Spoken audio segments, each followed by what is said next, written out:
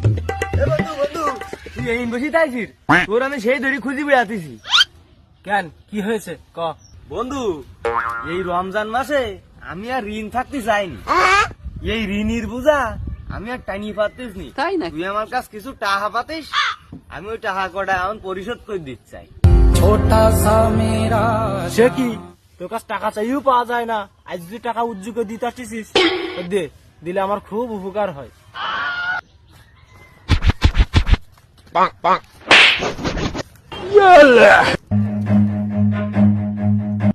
কি রে, তোর কাছে পাবো আমি 490 টাকা, তোমার 7 টাকা দিচ্ছিস কেন?